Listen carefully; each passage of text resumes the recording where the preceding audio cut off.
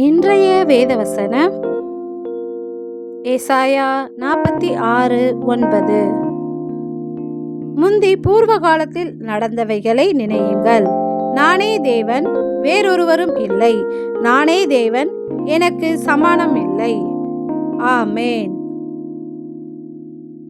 நம் கர்த்தர் ஒருவரே தேவன், அவருக்கு சமமானவர்கள் யாரும் இல்லை.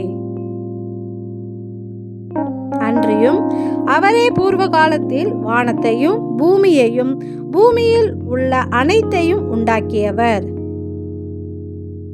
அன்றியும் யாருக்கு என்னை சாயலும் சமமுமாக்கி யாருக்கு நான் ஒப்பாகும்படிக்கு என்னை ஒப்பிடுவீர்கள் என்ற வார்த்தையின்படி கர்த்தருக்கு சமமானவர், நம் தேவனுக்கு ஒப்பானவர் யாரும் இல்லை.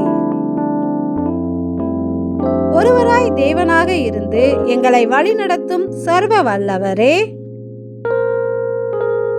உமக்கு நன்றி செலுத்துகிறோம். நன்றி.